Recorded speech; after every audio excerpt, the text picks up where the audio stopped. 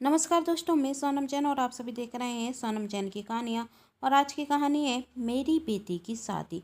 यदि आप सभी को मेरे द्वारा लिखी गई ये कहानी पसंद आए तो चैनल को सब्सक्राइब कर लीजिएगा और पास में जो बेल आइकन का बटन है उसे प्रेस करना बिल्कुल ना भूलें, क्योंकि उसी से मिलेंगी आप सभी को मेरी आने वाली हर कहानी की नोटिफिकेशन। कहानी पसंद आने पर वीडियो को लाइक कर दीजिएगा, क्योंकि आप जानते हैं जब आप करते वीडियो को लाइक तो मुझे मिलती हैं कहानियाँ लिखने के लिए प्रेरणा। और कहानी को अपनों के साथ शेयर करना बिल्कुल ना भूलें। तो चलिए कहानी शुरू करते हैं। आयुषी आयुषी, क्या हुआ माँ? आप क्यों बुला रही हैं? आयुषी ने कहा। आयुषी की माँ, पता है ना तुम्हें, तुम्हारी बुआ की बेटी की शादी एक हफ्ते बाद है, तो यह लो पैसे और पार्लर जाकर फेशियल मैनिक्योर पेडिक्योर और जो भी कराना है तो करा लो। और हाँ, एक बहुत सुंदर ड्रेस भी ले लेना जिसमें तुम बहुत खूबसूरत रखो। माँ, आप तो ऐसे कह रही हैं जैसे बबीता दीदी की नहीं मेरी शादी हो, आयुषी ने कहा। आयुषी की माँ, आज नहीं तो कल तुम्हारी शादी भी तो होगी, और ऐसे ही मौके पर एक अच्छा रिश्ता मिल जाता है। और क्या पता एक अच्छे घर का रिश्ता तुम्हारे लिए भी इस शादी में मिल जाए। माँ, आप भी ना टीवी सीरियल कुछ ज़्यादा ही देखने रखे हैं, कहकर आयुषी चली जाती। तभी आयुषी के पिता आते और आयुषी की माँ से कहते, देख रो, ये साड़ी लाया हूँ मैं बबीता के लिए, उसकी शादी में देने के लिए। आयुषी की माँ, कितनी कंजूसी बता रहे हैं आप? इतनी सस्ती साड़ी देंगे हम बबीता को उसकी शादी में? थोड़ी महंगी सी लेकर आइए, जिससे दीदी को भी लगे कि हम कुछ लेकर आए हैं। ये साड़ियाँ बिल्कुल भी नहीं देंगे हम शादी में। आयुषी के पिता, तुम्हारे भी अजीब नखरे हैं, कभी तुम्हें कुछ चीज़ महंगी रखती है तो कभी सस्ती रखने लगते, कहकर वहाँ से चले जाते। ये सब कुछ आयुषी की माँ की दोस्त सोनारी भी देख रही थी।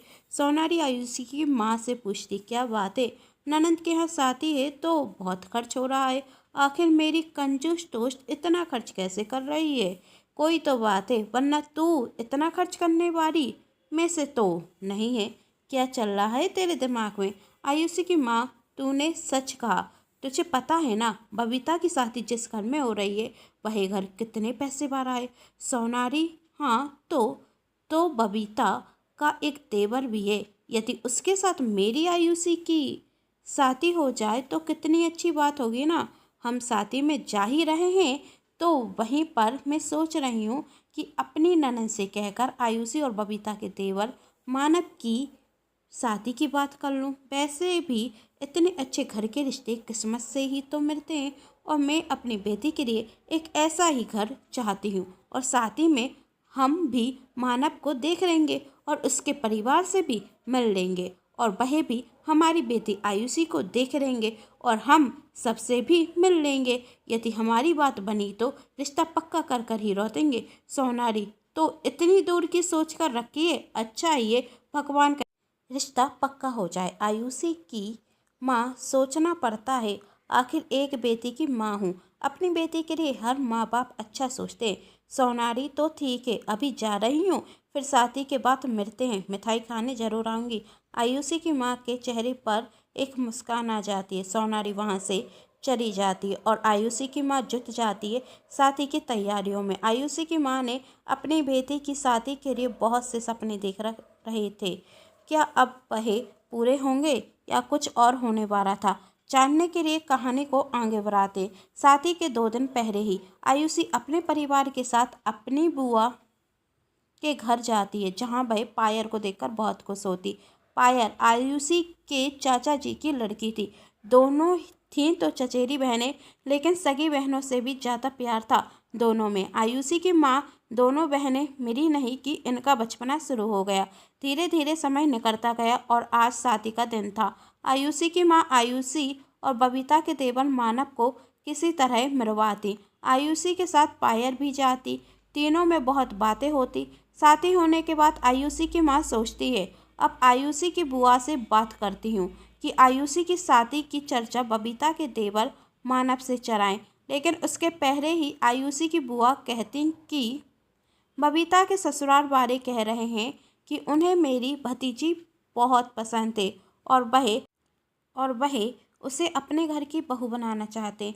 मैं तो यह सुनकर बहुत खुश हूँ, आखिर मेरी बेटी की देवरानी बनकर मेरी भतीजी उस घर में जाएगी, तो फिर मेरी बेटी को कोई भी परेशानी भी नहीं होगी। दोनों बहनें मिलजुल कर जो रहेंगी। ऐसा ही बबीता के ससुराल वालों का भी मानना है। यदि दोनों बहनें घर में रहेंगे तो बात में कोई लड़ाई झगड़ा भी नहीं होगा। यह सुनकर तो आयुषी की माँ बहुत खुश हो जाती। आखिरकार वह जो चाहती थी वह हो ही गया। आयुषी की बुआ कहती हैं, तो भैया बताइए, क्या आप अपनी बेटी पायल की शादी बबीता के तेवर मानव के साथ करने के लिए तैयार हैं? यह क्या हो गया? आयुषी की माँ आयुषी की शादी बबीता के तेवर मानव से कराना चाहती थी, लेकिन बबीता के ससुराल वालों ने तो मानव के लिए उनकी देवरानी की बेटी पायल के लिए रिश्ता भेज दिया। यह सुनकर आयुषी की माँ को बहुत बुरा लगता, लेकिन वह कहीं ना कहीं खुश भी थी कि उनकी बेटी के लिए नहीं तो उनकी देवरानी की बेटी के लिए तो इतना अच्छा रिश्ता आया। आखिर वह पायल को भी अपनी बेटी की तरह ही तो प्यार करती थी और वह कहती कि आखिर इस रिश्ते में बुराई क्या है। पायल के लिए इससे अच्छा रिश्ता हो ही नहीं सकता है ना। पायल की माँ से कहती, अब पायल तू बता, क्या तुझे मानव पसंद है? पायल मुस्कुराते हुए गर्दन हिलाकर हाँ में जवाब देती। अब क्या था, दोनों ही परिवार की मर्जी थी इस शादी में। दोनों ही परिवार एक दूसरे से मिलते और आमने सामने बैठकर बातें करते। दोनों ही परिवार को ये रिश्ता मंजूर था। तभी मानव की माँ कहती, आप हमें अपनी बेटी की कुंडली दे दीजिए, हम अपने पंडित जी से मिलवाकर शादी के लिए एक शुभ मुहूर्त देख लेंगे, फिर अपनी छोटी बहू को भी अपने घर ले जाएंगे। पायल के पिताजी कहते हैं, अभी तो अपनी बेटी की कुंडली साथ में लेकर नहीं आए हैं, लेकिन घर पहुंचते ही हम कुंडली भिजवा देंगे। तभी मानव की मां ने कहा, हम दोनों ही परिवार को यह रिश्ता मंजूर है, तो यह सोने की अंगूठी पहनाकर मैं पायल और मानव का रिश्ता पक्का करना चाहती हूँ, यदि आपको कोई परेशानी ना हो। आयुषी की माँ, आखिर हमें क्या परेशानी होगी? हरा आयुषी और पायल का परिवार अपने अपने घर चला जाता। तभी आयुषी की माँ की दोस्त सोनारी आकर आयुषी की माँ से कहती, चल मिठाई खिला, आखिर तू अपनी बेटी का रिश्ता पक्का कर कर आई होगी ना। मानव के साथ आयुषी की माँ मिठाई खिलाते हुए कहती, रिश्ता तो पक्का हो गया है, आयुषी का नहीं, मेरी बेटी पायल का। सोनारी, पायल का? आयुषी की माँ, हाँ पायल का। पायल उन्हें पहले से ही पसंद थी और मैं आयुषी के बारे में बात ही नहीं कर पाई, पर क्या फ़र्क पड़ता है, दोनों ही मेरी ही बेटी हैं। मेरी एक बेटी के लिए तो इतना अच्छा रिश्ता पक्का हो ही गया। और रही बात आयुषी की, तो अच्छे रिश्तों की कमी थोड़ी ना है, कहीं और मैं आयुषी के लिए अच्छा रिश्ता देख लूँगी। मैं तो पायल के लिए बहुत खुश हूँ। सोनारी बहुत आराम से कह रही है कि तू इस रिश्ते से बहुत खुश है। क्या तेरा मन इस रिश्ते से खुश है? ऊपरी कहना बहुत आसान है, लेकिन मन से स्वीकार करना आसान नहीं। आयुषी की माँ, तू कहना क्या चाहती है?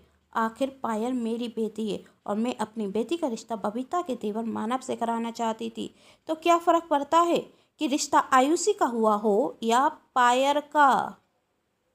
सोनारी, फर्क पड़ता है, आखिर पायल तेरी सगी बेटी नहीं है, तेरी देवरानी की बेटी है, और हर बार वही क्यों तेरी बेटी की जगह ले जाती है?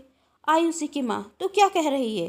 पायल ने कब मेरी बेटी का स्थान लिया? वह तो आयुषी से अपनी सगी बहन की तरह ही तो प्यार करती है।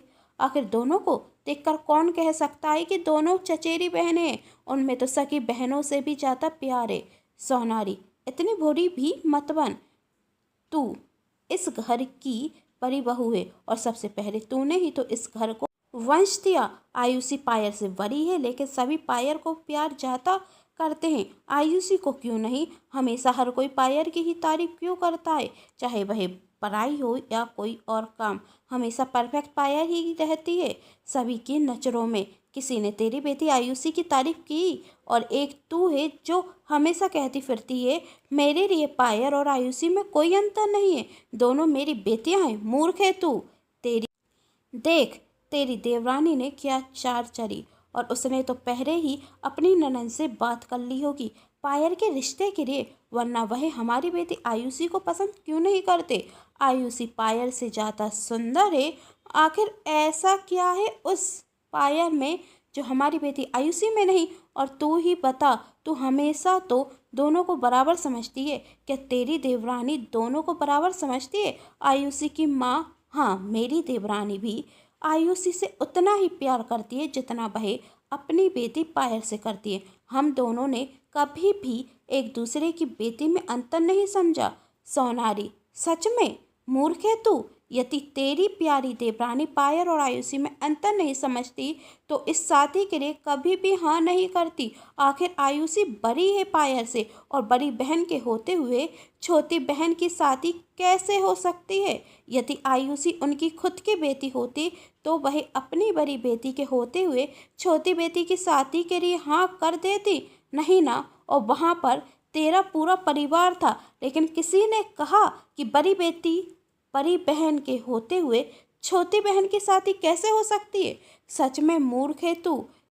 जैसी मूर्ख तू वैसे ही मूर्ख तेरी बेटी आयुषी पायल की शादी की खुशियां मना रही है, पर इस बात की चिंता नहीं कि वह पायल से बड़ी है। यदि पायल की शादी आयुषी की शादी के पहले हो गई तो आयुषी की शादी करने में परेशानी होगी। लोग तो कहेंगे ही ना, बड़ी बहन में कोई कमी होगी तभी तो छोटी बहन की शादी पहले हो रही है।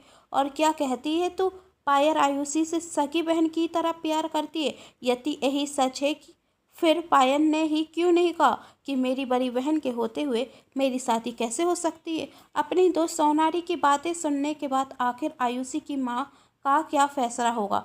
क्या अब वह यह शादी रोकेंगे या सोनारी को ही चार बात सुनाकर वहाँ से भगा देंगे। आखिर क्या होने वाला है कहानी में आगे जानने के लिए कहानी का नेक्स्ट पार्ट जरूर देखें, जिसके लिए कर लीजिए मेरे चैनल को सब्सक्राइब, क्योंकि जब भी मैं लेकर आऊँ कहानी का नेक्स्ट पार्ट तो आप सभी को पता चल सके। यदि आप सभी को मेरे द्वारा लिखी गई ये कहानियाँ पसंद आ रही हैं तो चैनल को सब्सक्राइब कर लीजिएगा, वीडियो को लाइक कर दीजिएगा और कमेंट्स करके जरूर बताइएगा कि आप इस कहानी का सेकंड पार्ट देखना चाहते हैं। और कहानी को अपनों के साथ शेयर करना बिल्कुल ना भूलें। Thanks for watching.